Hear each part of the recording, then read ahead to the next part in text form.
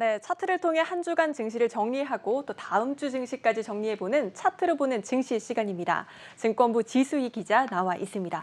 기자, 오늘 증시에서 빼놓을 수 없는 게 바로 카카오뱅크였을 것 같습니다. 오늘 네. 시초가가 공모가의 2배를 형성을 하고 또 상한가로 직행하는 이른바 따상은 기록하지 못했지만 막판에 상한가로 치솟는 모습이었습니다. 네, 맞습니다. 오늘 공모가는요, 시초가는 53,700원에 형성이 됐습니다. 공모가가 39,000원이었기 때문에 네. 말씀하신 대로 따상을 기록하지는 못했습니다.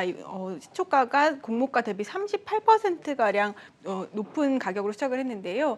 하지만 말씀하신 대로 오늘 종가 상한가를 기록하면서 69,800원으로 마감을 했습니다. 오늘 오전에는 증권사 서버가 마감될 정도로 사실 관심이 많았었기 네. 때문에 따상을 기록하지는 못했어도 투자자들의 관심이 아주 높았다라고 할 수 있겠습니다. 네, 맞습니다. 많은 분들이 오늘 아마 답답해 하셨을 것 같습니다. 오늘 오전 증권사의 서버 장애까지 이어질 정도로 이 수급이 몰린 상황이었습니다. 지 기자, 이번에 카카오뱅크의 청약에서 가장 의견이 분분했던 게 이 카카오의 방점을 둬야 하냐 아니면 뱅크의 방점을 둬야 하냐였는데 청약 오늘 상황 어땠습니까? 네, 오늘 시총을 보면요, 사실 공모가가 결정이 됐을 때 39,000원으로 결정이 됐을 네. 때도 사실 4대 금융지주를 넘어서는 것도 있고 좀 비슷할 것이다라고 예상을 했었는데요.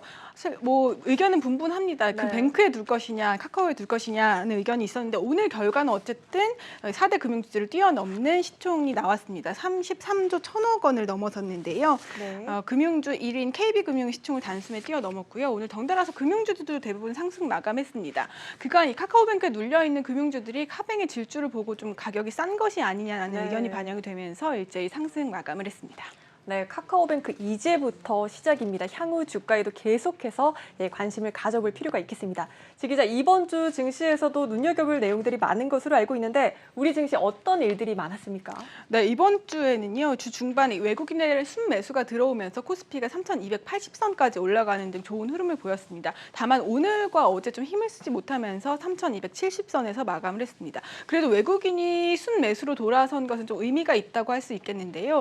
특히 이 외국인들이 삼성전자를 이번 주에 1조 원 가까이 사들이면서 삼성전자가 8만 원에 안착하는 모습을 보였습니다. 지난 화요일 8만 원을 넘어선 삼성전자는 주 후반에 좀 이틀 연속 하락은 했지만 여전히 8만 원 위에서 마감을 했습니다. 네, 삼성전자 오늘은 하락 마감했지만 여전히 8만 원 선 위에 있는 모습입니다. 또 외국인들의 자금도 들어오고 있는 모습인데 지 기자 이대로라면 3,200에서 이 3,300선이 지금의 박스권도 돌파할 수 있을 것 같다라는 분석도 나옵니다. 어떻습니까? 네, 그래서 한국경제TV가 사실 증시 전문가 10명에게 네. 8월 증시에 대해서 설문 조사를 좀 했는데요. 외국인 순매수세가 좀 들어오면서 8월 증시에 대해서 좀 기대감이 커진 상황입니다. 네, 그렇습니다. 10명의 전문가 가운데 6명이 박스권 탈피가 쉽지 않다라고 사실 답변을 했고요. 네. 전문가 4명은 박스권을 뚫고 3,300을 넘어설 수 있을 것이다라고 답변을 했습니다.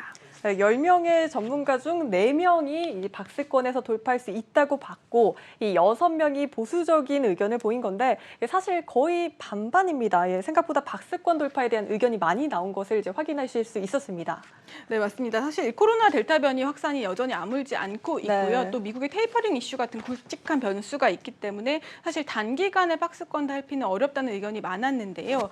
하지만 실제로 8월에 있을 그 잭슨홀 미층까지 네. 증시가 좀 방향성 잡지 못하고 변동성이 커질 것이라는 의견이 우세했었는데 4명이나 박스권 돌파가 가능하다고 답변이 나온 것에 좀 주목을 해볼 필요가 있겠습니다. 네, 말씀하셨듯이 조금 더 구체적인 내용도 더 들어보고 싶습니다. 네, 대부분이 외국인 수급이 좀 긍정적일 것이다라는 전망들이 있었는데요. 올해 외국인 수급 차트를 좀 준비를 했습니다. 네. 올 들어서 4월을 제외하고 외국인들이 순매도를 했습니다. 지난달까지 21조 원을 팔아치운 것으로 나타났는데요.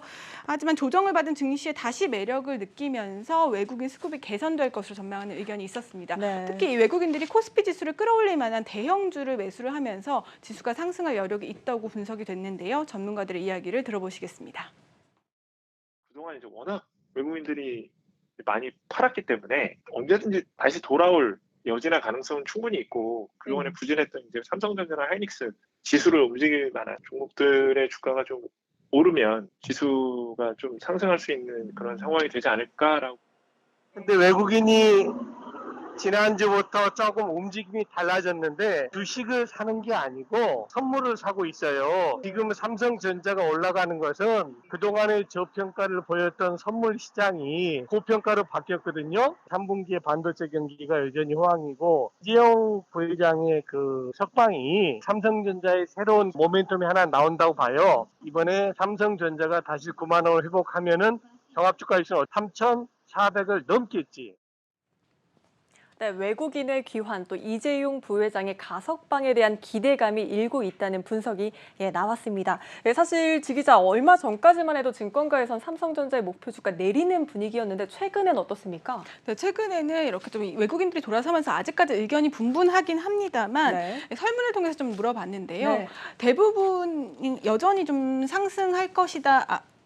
그 코스피가 횡보할 것이다라고 답변을 하신 분들도 네. 삼성전자 주가는 좀 상승할 여력이 있다라고 답변을 주신 네. 분들이 많았습니다. 전문가 10명 가운데 8명이 삼성전자의 주가가 상승할 것이라고 내다봤고요. 삼성증권과 유안타증권은 여전히 좀 횡보할 것이라는 보수적인 전망을 내놨습니다. 상승을 전망한 전문가들은 외국인의 수급이 좀 돌아서면서 삼성전자나 SK하이닉스 같은 대형주부터 움직이기 때문에 당분간 네. 삼성전자 좀 상승할 가능성이 있다고 분석을 했습니다. 네, 전문가 10명 중 8명이나 삼성전자가 이제 상승할 것이다 이렇게 봤습니다. 개인 투자자들 굉장히 반가워하실 네. 만한 소식인데요.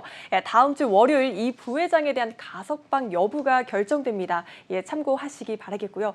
또 지 기자 이번 달에도 주목해야 될 만한 증시 일정 많죠? 네, 증시 일정을 소개를 해드리면요.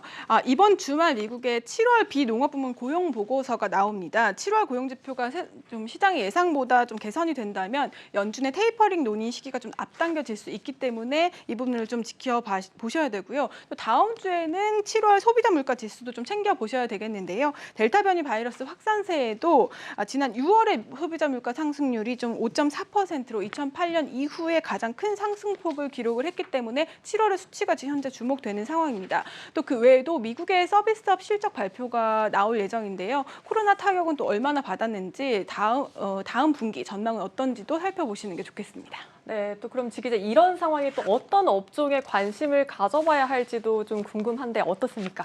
네, 업종 좀 차트를 보시면요. 지금 주요 단어를 보면 2차 전지, IT, 자동차가 좀 눈에 띄실 겁니다. 네. 2차 전지는 그동안에 좀 관심이 많았었는데 대장주보다는 중소형주 중심으로 움직였고 네. 이번 달에는 좀 대장주 중심으로 움직일 가능성이 높다라는 얘기가 있었습니다. 그리고 네. 또 IT, 자동차 등이 좀 주목을 받을 것으로 보이고요. 그리고 8월 이후에 좀 사회적 거리두기가 완화될 경우에는 경기 민감주도 영향을 받을 것으로 내다봤습니다.